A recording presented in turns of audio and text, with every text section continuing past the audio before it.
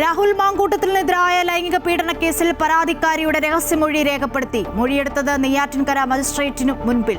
യുവതിയുടെ പീഡന പരാതിയിൽ ബലാത്സംഗം, നിർബന്ധിത ഭ്രൂണഹത്യ, ദേഹോപദ്രവം തുടങ്ങിയ ഗുരുതര കുറ്റങ്ങൾ ചുമത്തി. ഗർഭിണിയാണെന്നറിഞ്ഞിട്ടും രാഹുൽ പീഡിപ്പിച്ചെന്ന് യുവതിയുടെ മൊഴി.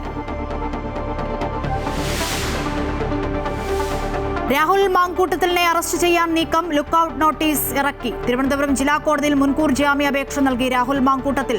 യുവതിയുമായുള്ളത് സൗഹൃദമെന്നും ആരോപണങ്ങൾ കെട്ടിച്ചമച്ചതെന്നും വിശദീകരണം. രാഹുലിനെതിരെ കോൺഗ്രസ് നേതൃത്വത്തിനും രേഖാമൂലം പരാതി നൽകി യുവതി.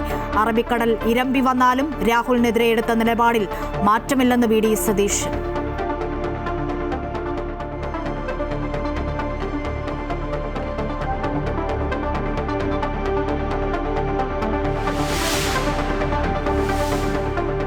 കശുവണ്ടി വികസന കോർപ്പറേഷൻ അഴിമതി കേസിൽ സർക്കാരിന് തിരിച്ചടി. കോടതി അലക്ഷ്യം പരിശോധിച്ച് മറുപടി പറയാമെന്ന് അതൃപ്തിയോടെ ഹൈക്കോടതി. സംസ്ഥാന സർക്കാർ അഴിമതിക്ക് കുടപിടിക്കുകയാണോ എന്ന് കോടതി.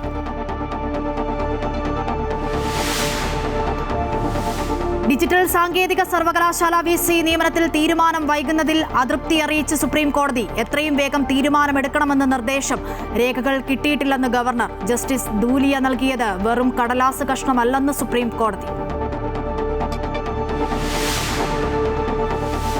ശബരിമലയിൽ ചൊവ്വാഴ്ച മുതൽ അന്നദാന സദ്യ വിളമ്പുമെന്ന് Devaswom board president K. Jayakumar. അഭിപ്രായമനുസരിച്ച് മറ്റ് സംസ്ഥാനങ്ങളിലെ തീർത്ഥാടകർക്ക് സദ്യ അല്ലെങ്കിൽ മറ്റ് സംവിധാനം ഒരുക്കുമെന്നും വിശദീകരണം. തുടർച്ചയായ 5ാം ദിവസവും ശബരിമലയിൽ അയ്യപ്പ ഭക്തരുടെ തിരക്ക് തുടരുന്നു.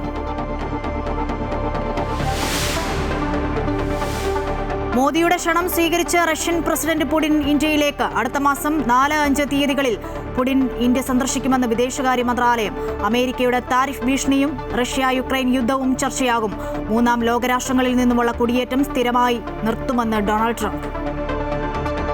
ഇപ്പോൾ തിരുവനന്തപുരം സിറ്റി പോലീസ് കമ്മീഷണർ മാധ്യമങ്ങളെ കാണുന്നു. അതിലേക്ക്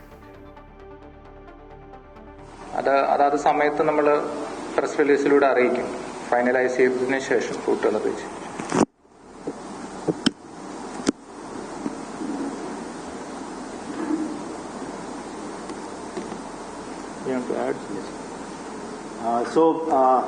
First of all, on behalf of Chief of Naval Staff and Commander-in-Chief South, I want to thank the State Administration of Kerala and the District Administration of Trivandrum in particular for helping Indian Navy. They are providing all the possible help from every department of the state to conduct this off-demo. This demonstration will comprise of demonstration by warships, commandos, naval aircrafts. It will be a thrilling and very action-packed demonstration. It will also be telecasted live on YouTube so that everybody can watch it, and those who are not able to make it to the beach, they can watch it from their home, their mobiles. In addition, there are, like Sir said, additional enclosures for general public. Adequate passes from the Navy side, they are there for people to come and watch. So I request everyone to participate in it. And once again, thank you to the Kerala government and Trivandrum District Administration. Commissioner, can you ask something which is unrelated to this? Yeah. So there has been a case registered against an MLA on rape charges and so forth. So there is a stand voting in the about that.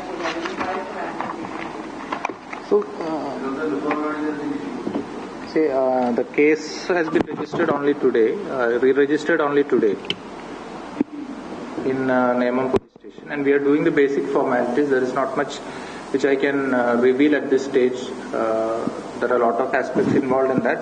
So I think already a lot of information are available in the media. So I think we are doing the basic formalities and other required things to be done in the investigation at present. That's all I can. See, I said these are all part of investigations which I cannot. That's something which I will reserve for myself. This because it's a part of investigation. I don't think it should be revealed.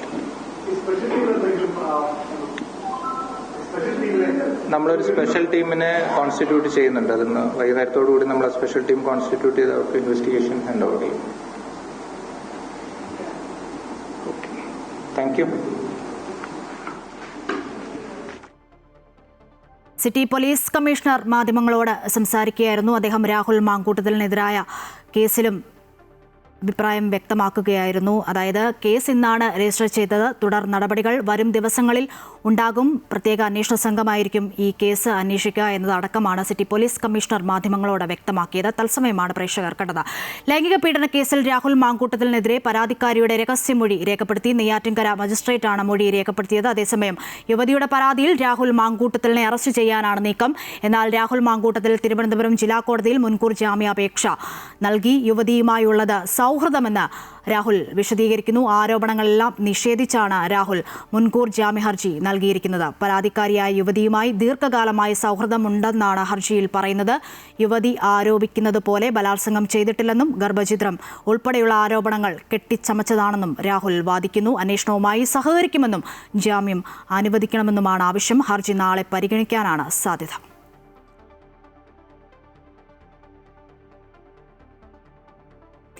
യുവതി ലൈംഗിക പീഡന പരാതി നൽകിയതിന് പിന്നാലെ Rahul Mamkootathil MLA Keralam വിട്ടെന്ന സൂചന. രാഹുലിന്റെ 3 നമ്പറുകളും 2 സഹായികളുടെ നമ്പറും സ്വിച്ച് ഓഫ് ചെയ്ത നിലയിലാണ്. രാഹുലിന്റെ അടൂരിലെ വീടിന് പോലീസ് കാവൽ ഏർപ്പെടുത്തിയിട്ടുണ്ട്. നിലവിൽ രാഹുലിന്റെ അമ്മയും സഹോദരിയും മാത്രമാണ് വീട്ടിലുള്ളത്. പ്രതിഷേധമുണ്ടാകാൻ സാധ്യതയുള്ള സാഹചര്യത്തിലാണ് പോലീസ് ഇന്നലെ രാത്രി മുതൽ കാവൽ ഏർപ്പെടുത്തിയത്.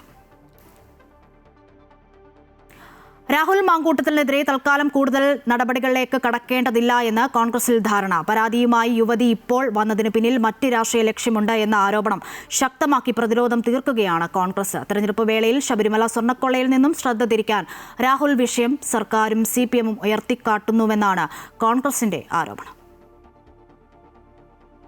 രാഹുൽ മാങ്കൂട്ടത്തിൽ വിഷയത്തിൽ തുടക്കം മുതൽ തന്നെ കോൺഗ്രസിൽ നേതാക്കൾ 2 തട്ടിലായിരുന്നു. പരാതിയൊന്നുമില്ലാതിരുന്ന സമയത്ത് വെറും ആരോപണത്തിന്റെ പേരിൽ മാത്രം സസ്പെൻഡ് ചെയ്ത് മാതൃകാപരമായ നിലപാടെടുത്തവരാണ് തങ്ങളെന്ന വാദം അന്നും ഇന്നും ഉയർത്തുകയാണ് കോൺഗ്രസ്. രാഹുലിനെ പിന്തുണയ്ക്കുന്ന ഒരു വിഭാഗം ഇപ്പോഴും ശക്തമായി തന്നെ പാർട്ടിക്കുള്ളിൽ പ്രതിരോധ കവചം തീർക്കുന്നു. എല്ലാ തെരഞ്ഞെടുപ്പ് സമയങ്ങളിലും കേസുകൾ ഉണ്ടാക്കിയെടുക്കുക എന്ന് പറയുന്നത് CPM-നെ സംബന്ധിച്ചിടത്തോളം അവരുടെ ഒരു ലക്ഷ്യമാണ്. രാഹുലിനെതിരെ ആക്ഷേപം ഉയർന്നപ്പോൾ തന്നെ അദ്ദേഹത്തെ കോൺഗ്രസ് പാർട്ടിയിൽ നിന്നും നിയമസഭാ പാർട്ടിയിൽ നിന്നും സസ്പെൻഡ് ചെയ്തിട്ടുണ്ട്. നിയമത്തിന്റെ വഴിക്ക് പോകട്ടെ എന്ന് ഞങ്ങളെല്ലാവരും പറഞ്ഞിട്ടുണ്ട്. രാഹുൽ തെറ്റ് ചെയ്തതിനാൽ പാർട്ടി സസ്പെൻഡ് ചെയ്തു കഴിഞ്ഞു. അതിനപ്പുറത്തേക്ക് കൂടുതൽ നടപടികളിലേക്ക് ഇപ്പോൾ കടക്കേണ്ടതില്ല എന്ന നിലപാടിലാണ് നേതൃത്വം. കാരണം പരാതിയുമായി അതിജീവിത ഇപ്പോൾ വന്നതിന് പിന്നിൽ മറ്റു രാഷ്ട്രീയ ലക്ഷ്യമുണ്ട് എന്നാണ് കോൺഗ്രസ് ആരോപിക്കുന്നത്. തെരഞ്ഞെടുപ്പ് വേളയിൽ ശബരിമല സ്വർണ്ണക്കൊള്ളയിൽ പ്രതിരോധത്തിലായിരിക്കുന്ന സർക്കാരിനും CPM-നും അത് മറച്ചുപിടിക്കാനുള്ള അവസരമായി രാഹുൽ വിഷയം ഉയർത്തിക്കാട്ടുന്നുവെന്നാണ് കോൺഗ്രസ് ആരോപിക്കുന്നത്. ഈ സംഭവം ഉണ്ടായപ്പോൾ തന്നെ യൂത്ത് കോൺഗ്രസിന്റെ പ്രസിഡന്റ് സ്ഥാനത്ത് നിന്ന് അദ്ദേഹത്തെ മാറ്റി നിർത്തി. പാർട്ടിയിൽ നിന്നും സസ്പെൻഷൻ എന്ന് പറഞ്ഞാൽ പാർട്ടിയുടെ ഏറ്റവും കടുത്ത നടപടിയാണ്. പാർട്ടിയിൽ നിന്ന് അദ്ദേഹത്തെ സസ്പെൻഡ് ചെയ്തു. നിയമസഭ നടന്നപ്പോൾ കോൺഗ്രസ് പാർലമെന്ററി പാർട്ടിയിൽ അദ്ദേഹം ഉണ്ടായിരുന്നില്ല. അപ്പോൾ ഒരു ആരോപണം വന്ന ഒരാൾക്ക് എതിരെ എടുക്കാവുന്നതിന്റെ പരമാവധി കാര്യമാണ് കോൺഗ്രസ് പാർട്ടി ചെയ്തിരിക്കുന്നത്. ഒരു പാർട്ടി എന്ന നിലയിൽ ഞങ്ങൾ സ്വീകരിക്കേണ്ട എല്ലാ കാര്യവും സ്വീകരിച്ചിട്ടുണ്ട്. ഇതേ സംബന്ധിച്ച് ആദ്യം മുതൽ ഞാനൊരു നിലപാടെടുത്ത ആളാണ്. അത് ആ നിലപാടിൽ തന്നെ ഉറച്ചു നിൽക്കുന്നു. കേസ് പെട്ടെന്ന് ഒരു കേസുമായിട്ട് വന്നത് രാഷ്ട്രീയ ലക്ഷ്യം തന്നെയാണ് എന്ന് വിചാരിച്ച് ആര് കുറ്റം ചെയ്തെന്നോ ഇല്ല എന്നോ പറയാൻ കഴിയില്ല. അത് തീരുമാനിക്കേണ്ട കോടതിയാണ്. അതേസമയം രാഹുലിനെ കടന്നാക്രമിച്ചാണ് രാജ്മോഹൻ ഉണ്ണിത്താൻ രംഗത്ത് വന്നത്. അദ്ദേഹം ചെയ്ത തെറ്റിനെ കോൺഗ്രസ് പാർട്ടിക്ക് ഒരിക്കലും ന്യായീകരിക്കാനാവില്ല. കോൺഗ്രസ് പാർട്ടി ഉചിതമായ തീരുമാനം ഉചിതമായ സമയത്തെടുത്തു. ആ തീരുമാനം മുഴുവൻ ശരിയായിരുന്നു. എന്നാൽ ഷാനിമോൾ ഉസ്മാൻ അടക്കമുള്ള വനിതാ നേതാക്കൾ രാഹുലിന്റെ രാജി സ്വയം തീരുമാനിക്കേണ്ടതാണെന്ന വാദമാണ് ഉയർത്തുന്നത്. ഒരു വ്യക്തിയിൽ അധിഷ്ഠിതമായിട്ടുള്ള ഒരു കാര്യമാണ്. MLA സ്ഥാനം രാജിവെക്കണമോ വേണ്ടയോ എന്നുള്ളതിനെ സംബന്ധിച്ച് ഒരു പാർട്ടി എന്നുള്ള നിലയിൽ കോൺഗ്രസ് കൃത്യമായിട്ടുള്ള നിലപാട് KPCCയുടെ അധ്യക്ഷൻ തന്നെ വളരെ സുവ്യക്തമായിട്ട് തന്നെ മാധ്യമങ്ങളുടെ മുന്നിലടക്കം പറഞ്ഞിട്ടുണ്ട്. തൽക്കാലം രാഹുലിന്റെ കാര്യത്തിൽ സംസ്ഥാന നേതൃത്വം അടിയന്തര നടപടികളിലേക്ക് കടക്കുന്നില്ല. എന്നാൽ ദേശീയ നേതൃത്വം നിലപാടെടുത്താൽ അതനുസരിച്ച് തീരുമാനമെടുക്കാമെന്നാണ് ഇപ്പോൾ ധാരണയിൽ എത്തി നിൽക്കുന്നത്. അമൃത ന്യൂസ്, തിരുവനന്തപുരം. രാഹുൽ മാങ്കൂട്ടത്തിൽ വിഷയത്തിൽ ഹൊർത്തുസ് വേദിയിൽ VD സതീഷിന്റെ മറുപടി. രാഹുലിനെതിരായ നടപടി ബോധ്യങ്ങളിൽ നിന്നും എടുത്ത തീരുമാനം. അറബിക്കടൽ ഇരമ്പി വന്നാലും എടുത്ത നിലപാടിൽ മാറ്റമില്ല. രാഷ്ട്രീയത്തിൽ വികാരങ്ങൾക്ക് പ്രസക്തിയില്ല. കൂടുതൽ ചോദ്യങ്ങൾക്ക് നോ കമന്റ്സ് എന്നും പ്രതിപക്ഷ നേതാവിന്റെ മറുപടി. ഞാനിതെല്ലാം KPCC പ്രസിഡന്റ് പാർട്ടിയുടെ തീരുമാനം പറയുന്നത്. അദ്ദേഹമാണ് പറയേണ്ടത് അദ്ദേഹം പറഞ്ഞിട്ടുണ്ട്. മതി. രാഹുൽ മാങ്കൂട്ടത്തിനെതിരെ സ്വമേധയാ കേസെടുക്കണമെന്ന് BJP ആദ്യം മുതലേ ആവശ്യപ്പെടുന്നതാണെന്ന് പാർട്ടി സംസ്ഥാന അധ്യക്ഷൻ രാജീവ് ചന്ദ്രശേഖർ. രാഹുലിനെ അറസ്റ്റ് ചെയ്യണം. CPM കോൺഗ്രസ് ബന്ധമാണ് നടപടി വൈകാൻ കാരണമെന്നും അദ്ദേഹം ആരോപിച്ചു. CPM-ഉം കോൺഗ്രസ് തമ്മിലൊരു അണ്ടർസ്റ്റാൻഡിംഗ് ഉണ്ട് രാഹുൽ മാങ്കൂട്ടത്തിൻ്റെ കേസിനെ കുറിച്ച്. അപ്പോൾ അതിനെക്കുറിച്ച് ഞാൻ ആദ്യം മുതൽ പറയുന്ന കാര്യമാണ്. അപ്പോൾ ഇതൊരു പുതിയ വാർത്തയൊന്നുമല്ലല്ലോ. അപ്പോൾ കേസെടുത്തിട്ട് അത് അന്വേഷിക്കണം, അത് അവർ അറസ്റ്റ് ചെയ്യണം. ഇതൊരു കോഗ്നിസിബിൾ ഒഫൻസ് ആണ്, അത് അറസ്റ്റ് ചെയ്യണം എന്നാണ് ഞങ്ങൾ ആദ്യം മുതൽ പറയുന്നത്. അന്തസ്സും മാന്യതയും ഉണ്ടെങ്കിൽ രാഹുൽ മാങ്കൂട്ടത്തിൽ രാജിവെക്കണമെന്ന് മന്ത്രി V ശിവൻകുട്ടി. ഓഡിയോ സംഭാഷണങ്ങളിൽ നിന്നും ഗൗരവമായ കാര്യങ്ങളാണ് മനസ്സിലാക്കുന്നത്. കോൺഗ്രസ് ഇപ്പോഴും രാഹുലിന് പിന്തുണ നൽകുന്നുവെന്നും രാഹുലിന് കോൺഗ്രസ് നൽകുന്ന പിന്തുണ നാടിനെയും സ്ത്രീ സമൂഹത്തെ അപമാനിക്കുന്നതാണെന്നും മന്ത്രി പറഞ്ഞു. രാഹുൽ മാങ്കൂട്ടത്തിനെതിരെ ഒരു പെൺകുട്ടി ബഹുമാനപ്പെട്ട മുഖ്യമന്ത്രിക്ക് അതീവ ഗുരുതരമായ കുറ്റം ആരോപിച്ചുകൊണ്ട് പരാതി കൊടുത്തുവെന്നാണ് അറിയാൻ സാധിച്ചിട്ടുള്ളത്. മനസ്സിലാക്കിയെടുത്തോളവും ആ കുട്ടിയും രാഹുൽ മാങ്കൂട്ടവുമായുള്ള ടെലിഫോൺ സംഭാഷണം കേട്ട ഒരാൾക്കും ഇത്രയധികം വലിയൊരു പീഡനം ഒരുപക്ഷെ നമുക്ക് ഇതുവരെ കേൾക്കാത്ത നിലയിലുള്ള കാര്യങ്ങളാണ് ഈ സംഭാഷണത്തിൽ നിന്ന് നമ്മൾ മനസ്സിലാക്കുന്നത്. കേരളത്തിലെ ജനങ്ങൾ ആകെ കക്ഷി രാഷ്ട്രീയത്തിനതീതമായി ഈ സംഭവത്തെ ശക്തമായി എതിർത്തെങ്കിൽ പോലും കോൺഗ്രസ് നേതൃത്വം ഇപ്പോഴും എല്ലാവിധ പിന്തുണയും പ്രത്യക്ഷമായും പരോക്ഷമായും കൊടുക്കുകയാണ്. കേരളത്തിലെ സർവകലാശാലകളിലെ VC നിയമനങ്ങളിൽ തീരുമാനം വൈകുന്നതിൽ അതൃപ്തി രേഖപ്പെടുത്തി സുപ്രീം കോടതി. നിയമനത്തിലുള്ള നടപടി വേഗത്തിലാക്കാൻ നിർദ്ദേശം നൽകി. ഡിജിറ്റൽ സാങ്കേതിക സർവകലാശാലകളിലെ VC നിയമനം വൈകുന്നതിലാണ് കോടതിയുടെ ഇടപെടൽ. ജസ്റ്റിസ് ദൂലിയ നൽകിയത് വെറും കടലാസ് കഷ്ണമല്ലെന്ന് സുപ്രീം കോടതി പറഞ്ഞു. കേരളത്തിലെ സർവകലാശാലകളിലെ VC നിയമനത്തിൽ സംസ്ഥാന സർക്കാരും ഗവർണറും തമ്മിൽ ഏറ്റുമുട്ടൽ തുടർന്നതോടുകൂടിയാണ് മുൻ സുപ്രീം കോടതി ജഡ്ജി ജസ്റ്റിസ് സുധാംശു ദൂലിയയെ സെർച്ച് കമ്മിറ്റിയുടെ ചെയർപേഴ്സണായി സുപ്രീം കോടതി നിയമിച്ചത്. സംസ്ഥാന സർക്കാരിന്റെ ആവശ്യം കൂടി അംഗീകരിച്ചായിരുന്നു തീരുമാനം. സർവകലാശാലയിലെ VCകളുടെ കാര്യത്തിൽ 2 മാസത്തിനുള്ളിൽ തീരുമാനമെടുക്കണമെന്ന് സുപ്രീം കോടതി അന്ന് നിർദ്ദേശം നൽകിയിരുന്നു. സെർച്ച് കമ്മിറ്റി അംഗീകരിച്ച പാനൽ മുഖ്യമന്ത്രിക്ക് നൽകുകയും ആ പാനലിൽ നിന്ന് ഒരാളെ തെരഞ്ഞെടുത്ത് ഗവർണർക്ക് നിർദ്ദേശമായി സമർപ്പിക്കാനായിരുന്നു ഉത്തരവ്. നിർദ്ദേശം നൽകി 3 മാസം കഴിഞ്ഞിട്ടും നടപടികൾ ഉണ്ടായില്ല. ഇതോടെയാണ് സംസ്ഥാന സർക്കാർ വിഷയം വീണ്ടും കോടതിയിൽ ഉന്നയിച്ചത്. ഗവർണറുടെ നടപടിയിൽ അതൃപ്തി രേഖപ്പെടുത്തിയ ജസ്റ്റിസ് പാർദിവാല അടങ്ങിയ ബെഞ്ച് നടപടികൾ വേഗത്തിൽ പൂർത്തിയാക്കി നിയമനം നടത്താൻ നിർദ്ദേശം നൽകി. നിയമനത്തിന് ആവശ്യമായ രേഖകൾ കിട്ടിയില്ലെന്ന് ഗവർണർ അറിയിച്ചു. എന്നാൽ ജസ്റ്റിസ് ദുലിയ നൽകിയത് വെറും കടലാസ് കഷ്ണം അല്ലെന്നായിരുന്നു കോടതിയുടെ മറുപടി. ജസ്റ്റിസ് ദുലിയ നൽകിയ റിപ്പോർട്ടിൽ തീരുമാനം വൈകുന്നത് അംഗീകരിക്കാനാകില്ലെന്ന് ബെഞ്ച് വ്യക്തമാക്കി. അമൃത ന്യൂസ്, ന്യൂഡൽഹി. കശുവണ്ടി വികസന കോർപ്പറേഷൻ കേസിൽ സർക്കാരിന് തിരിച്ചടി. ഹൈക്കോടതി നിർദ്ദേശപ്രകാരം CBI കേസെടുത്തിട്ടും സംസ്ഥാന സർക്കാർ പ്രോസിക്യൂഷൻ അനുമതി നൽകാതെ നിരസിച്ചത് കോടതിയെ ലക്ഷ്യമാണോ എന്ന് കോടതി പരിശോധിക്കും. INTUC നേതാവ് ചന്ദ്രശേഖറിനെതിരെയുള്ള അഴിമതി ആരോപണത്തിന് ഇടതുപക്ഷ സർക്കാർ സംരക്ഷണ കവചം ഒരുക്കുന്നത് എന്തിനെന്നും കോടതി ചോദിച്ചിരുന്നു. അത് സർക്കാരിന്റെ വിവേചനാധികാരമാണെന്നാണ് സർക്കാരിന്റെ നിലപാട്. സർക്കാർ പ്രോസിക്യൂഷൻ അനുമതി നൽകാതെ CBI കുറ്റപത്രം സമർപ്പിച്ചാൽ തെളിവുണ്ടെങ്കിൽ പോലും പ്രതികളെ ശിക്ഷിക്കാനാകില്ല. മൂന്നാറിലെ ആനച്ചാലിൽ സ്കൈ ഡൈനിങ്ങിൽ കുടുങ്ങിയ വിനോദസഞ്ചാരികളെ രക്ഷപ്പെടുത്തി. ക്രെയിനിന് സാങ്കേതിക തകരാറുണ്ടായതാണ് വിനോദസഞ്ചാരികൾ കുടുങ്ങാൻ കാരണം. 2ഉം 4ഉം വയസ്സുള്ള കുഞ്ഞുങ്ങളടക്കം 5 പേരാണ് ഉണ്ടായിരുന്നത്.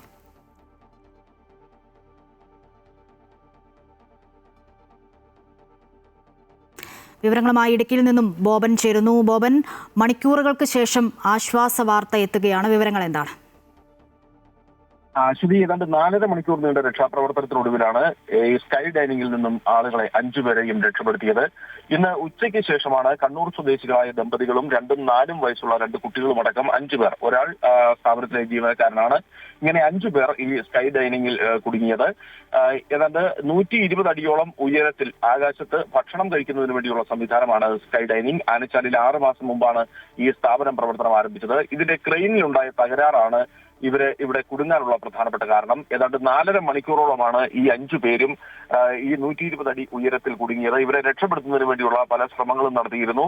ക്രെയിനിന്റെ തകരാർ പരിഹരിക്കുന്നതിന് വേണ്ടി ഈ സ്ഥാപന അധികൃതർ ശ്രമിച്ചെങ്കിലും ഇത് വിജയിച്ചില്ല. തുടർന്നാണ് ഫയർഫോഴ്സിനെയും പോലീസിനെയും ഇവർ വിവരം അറിയിച്ചത്. അടിമാലിയിൽ നിന്നും മൂന്നാറിൽ നിന്നും ഫയർഫോഴ്സ് സംഘം എത്തി വടം കെട്ടി മുകളിലെത്തി ഓരോരുത്തരെയായി ആദ്യം കുട്ടികളെയും പിന്നീട് ഈ രക്ഷിതാക്കളെയും അതിനുശേഷം സ്ഥാപനത്തിലെ ജീവനക്കാരെയും പുറത്തെത്തിക്കുകയായിരുന്നു. ഏതായാലും 5 പേർക്കും ആരോഗ്യനില തൃപ്തികരമാണ്. ഇവർക്ക് വേറെ പരിക്കുകളൊന്നുമില്ല. എങ്കിൽ പോലും ഏറെ ആശങ്കാജനകമായ ഒരു സാഹചര്യമാണ് ഏതാണ്ട് 4.5 മണിക്കൂറോളം ഉണ്ടായത്. ഈ സംഭവത്തിൽ എന്താണ് തകരാറുണ്ടായതെന്നും ഇതിന്റെ സുരക്ഷാ ക്രമീകരണങ്ങൾ സംബന്ധിച്ച് എന്ത് വീഴ്ച ഉണ്ടായി എന്നുള്ളതിനെ സംബന്ധിച്ചും അന്വേഷണം ആരംഭിച്ചിട്ടുണ്ട്. അശ്വതി. ബോബൻ, അതോടൊപ്പം തന്നെ 2ഉം 4ഉം വയസ്സുള്ള കുഞ്ഞുങ്ങളടക്കം 5 പേരാണല്ലോ ഉണ്ടായിരുന്നത്. ഇവർക്ക് ശാരീരിക പ്രശ്നങ്ങൾ എന്തെങ്കിലും ഉണ്ടോ? കാരണം 5 മണിക്കൂറിന് ശേഷമാണ് കുഞ്ഞുങ്ങളാണ് പ്രത്യേകിച്ചും താഴെ ഇറക്കുന്നത്. ഇവരുടെ ആരോഗ്യനില തൃപ്തികരമാണോ? അശ്വതി, ഇവരുടെ ആരോഗ്യനില തൃപ്തികരമാണ്. ഇവർ കുടുങ്ങിയപ്പോൾ തന്നെ ഇവരുമായി ആശയവിനിമയം നടത്തിയിരുന്നു. തുടർന്ന് ഈ സ്ഥാപന അധികൃതരും അതിനുശേഷം പോലീസും ഫയർഫോഴ്സും ഇവരുമായി ആശയവിനിമയം നടത്തി. ആശങ്കപ്പെടേണ്ട സാഹചര്യമില്ല, ഉടൻ തന്നെ ഇവരെ രക്ഷപ്പെടുത്താൻ കഴിയുമെന്ന് ഇവർക്ക് അറിയിപ്പ് നൽകിയിരുന്നു. എങ്കിൽ പോലും ഏറെ മാനസിക സമ്മർദ്ദമാണ് ഇവർ അനുഭവിച്ചത്. ഏതാണ്ട് 4.5 മണിക്കൂർ കുടുങ്ങിക്കിടക്കുക, പ്രത്യേകിച്ച് കുഞ്ഞു കുട്ടികൾ അടക്കമുള്ളവർ കുടുങ്ങിക്കിടക്കുക എന്ന് പറയുമ്പോൾ തന്നെ സ്വാഭാവികമായും വലിയ മാനസിക സമ്മർദ്ദം അനുഭവിച്ചിരുന്നു. താഴെ എത്തിച്ച ശേഷം ഇവരെ ആശുപത്രിയിലേക്ക് കൊണ്ടുപോയി എന്തെങ്കിലും മാനസിക പ്രശ്നമോ അല്ലെങ്കിൽ ശാരീരിക ബുദ്ധിമുട്ടുകളോ ഉണ്ടോ എന്ന് അറിയുന്നതിന് വേണ്ടി ഇവരെ ആശുപത്രിയിലേക്ക് മാറ്റിയിരുന്നു. എന്തായാലും നിലവിൽ ആരോഗ്യ പ്രശ്നങ്ങളൊന്നും തന്നെ ഇല്ല എന്നാണ് നമുക്ക് അറിയാൻ കഴിയുന്നത്.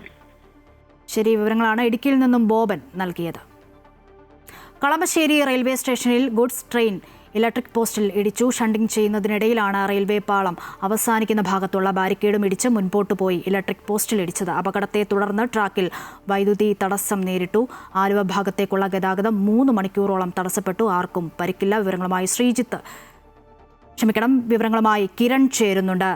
കിരൺ, 3 മണിക്കൂറോളമാണ് ഗതാഗതം തടസ്സപ്പെട്ടത്. ആർക്കും പരിക്കില്ല എന്നറിയുന്നു. വിവരങ്ങൾ എന്താണ്?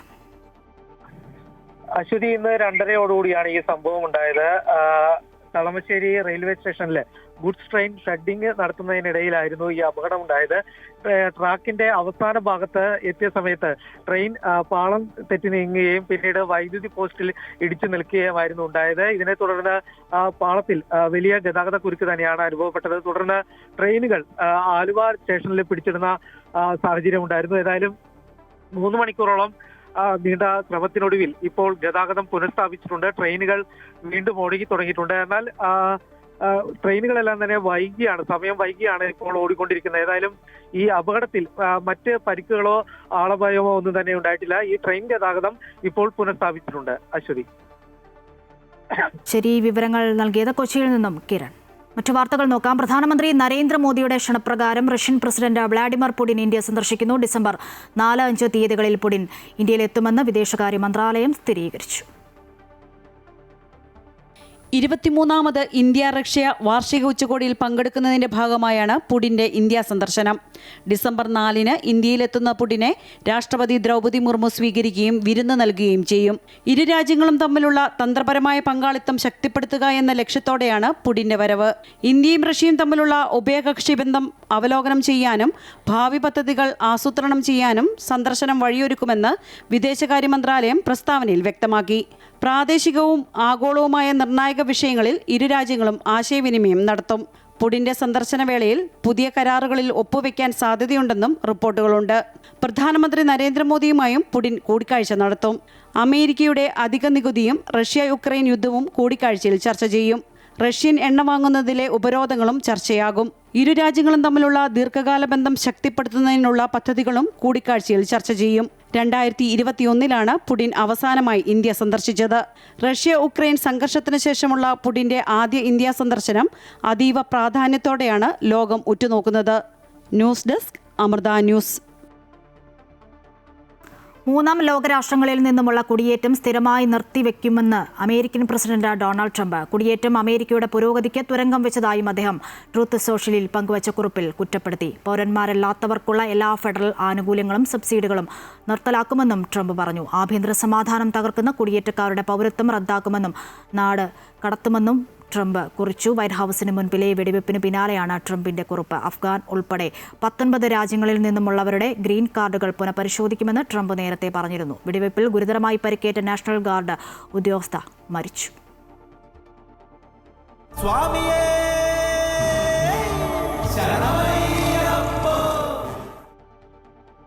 ശബരിമലയിൽ ചൊവ്വാഴ്ച മുതൽ അന്നദാന സദ്യ വിളമ്പുമെന്ന് Devaswom board president K Jayakumar. അഭിപ്രായമനുസരിച്ച് മറ്റ് സംസ്ഥാനങ്ങളിലെ തീർത്ഥാടകർക്ക് സദ്യ അല്ലെങ്കിൽ മറ്റ് സംവിധാനം ഒരുക്കുമെന്നും അദ്ദേഹം പറഞ്ഞു. അതേസമയം തുടർച്ചയായ 5ാം ദിവസവും ശബരിമലയിൽ അയ്യപ്പ ഭക്തരുടെ തിരക്ക് തുടരുന്നു.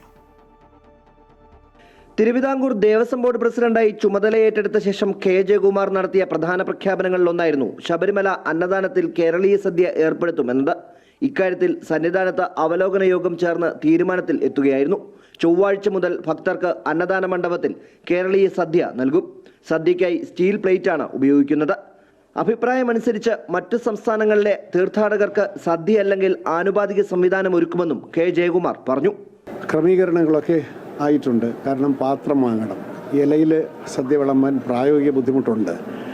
എന്ന് വെച്ചാൽ ഇല കിട്ടുന്നത് മാത്രമല്ല, ഇല ഡിസ്പോസലാണ് പ്രശ്നം. ആനയെ ആകർഷിക്കുന്നവരെ പറയുന്നുണ്ട് ഇത്ര ഇല ഇവിടെ വന്ന്. നമ്മളിതെല്ലാം കൂടെ എടുത്ത് ഇൻസിനറേറ്ററിൽ കൊണ്ടിട്ടാൽ ഇൻസിനറേറ്റർ കേടാകും.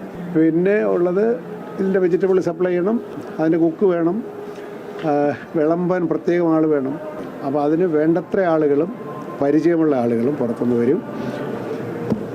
തിങ്കളാഴ്ച തൊട്ട് കൊടുക്കണമെന്നായിരുന്നു എൻ്റെ അഭിപ്രായം. പക്ഷേ അത് പ്രായോഗിക ബുദ്ധിമുട്ട് കാരണം ചൊവ്വാഴ്ച മുതൽ നമ്മുടെ സദ്യ കഴിക്കാം.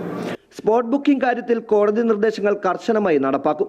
ബുക്കിംഗ് ഇല്ലാതെ ഭക്തർ എത്തുന്നത് കർശനമായി നിയന്ത്രിക്കും. നിലവിൽ അടിസ്ഥാന സൗകര്യങ്ങൾ പര്യാപ്തമാണ്. കുറവുകൾ ശ്രദ്ധയിൽപ്പെട്ടാൽ പരിഹരിക്കുമെന്നും ദേവസ്വം ബോർഡ് പ്രസിഡന്റ് പറഞ്ഞു. എന്നാൽ 12 വിളക്ക് മഹോത്സവത്തോടനുബന്ധിച്ച് ഭക്തരുടെ തിരക്ക് സന്നിധാനത്ത് വർദ്ധിക്കുകയാണ്. മണിക്കൂറുകൾ ക്യൂ നിന്നാണ് ഭക്തർ ദർശനം നടത്തുന്നത്. തുടർച്ചയായി ഇത് 5ാം ദിവസമാണ് ശബരിമലയിൽ അയ്യപ്പ ഭക്തരുടെ വൻ തിരക്ക് തുടരുന്നത്. അമൃത ന്യൂസ്, സന്നിധാനം. ശബരിമലയിൽ അയ്യപ്പ ഭക്തരുടെ തിരക്ക് നിയന്ത്രണ വിധേയമായി തുടരുന്നു. 4 മണി വരെ 68,000-ഓളം ഭക്തരാണ് ശബരിമലയിൽ ദർശനം നടത്തിയത്. 12 വിളക്ക് മഹോത്സവത്തോടനുബന്ധിച്ചാണ് ഭക്തരുടെ തിരക്ക് സന്നിധാനത്ത് വർദ്ധിക്കുന്നത് എന്നതാണ് കണക്കാക്കുന്നത്. മണിക്കൂറുകൾ ക്യൂ നിന്നാണ് ഭക്തർ ദർശനം നടത്തുന്നത്. തുടർച്ചയായി ഇത് 5ാം ദിവസമാണ് ശബരിമലയിൽ അയ്യപ്പ ഭക്തരുടെ വൻ തിരക്ക് തുടരുന്നത്.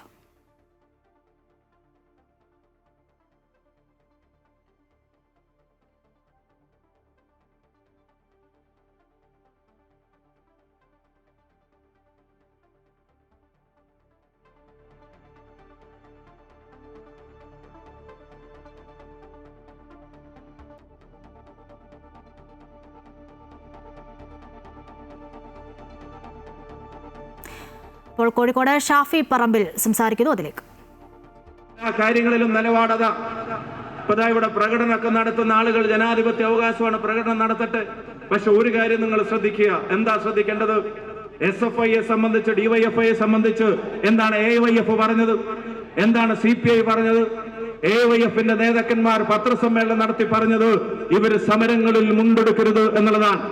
AYFന്റെ നേതാക്കന്മാർ ഇവരെ ഉപദേശിച്ചത് സമരങ്ങളിൽ മുണ്ടെടുത്താൽ മുണ്ട് മടക്കി കുത്തരുത് എന്നുള്ളതാണ്. അതിന് കാരണം പറഞ്ഞത് മുണ്ട് മടക്കി കുത്തിയാൽ നിങ്ങളുടെ കാവിക്കളസം ലോകം കാണുമെന്ന് CPIക്കാർ ഇവരെ ഉപദേശിക്കുന്നത് നിങ്ങൾ കണ്ടതാണ്. അവരുടെ രാഷ്ട്രീയം ഇടത് രാഷ്ട്രീയത്തെ പൂർണ്ണമായി ഉപേക്ഷിച്ച് തീവ്ര വലതുപക്ഷത്തേക്ക് അവർ മാറി എന്നുള്ളതിന്റെ തെളിവുകൾ ഓരോ ഇൻസിഡന്റിലും നമ്മൾ പറയുന്നുണ്ട്. ക്യാബിനറ്റിൽ 4 മന്ത്രിമാർ അറിയാതെ PMC ഒപ്പിട്ട് കൊടുത്തതിന്റെ ചേതോവികാരം ഫണ്ടാണെന്ന് നിങ്ങൾ കരുതുന്നുണ്ടോ? ഫണ്ടിന് വേണ്ടിയാണെങ്കിൽ മന്ത്രിസഭയിലെ 4 അംഗങ്ങൾ കൂടെ വിശ്വാസത്തിലെടുക്കാനുള്ള കഴിവ് പിണറായി വിജയൻ ഇല്ല എന്ന് നിങ്ങൾ കരുതുന്നു. ശബരിമലയിൽ ദീപാരാധനയുടെ സമയമാണ് തത്സമയം.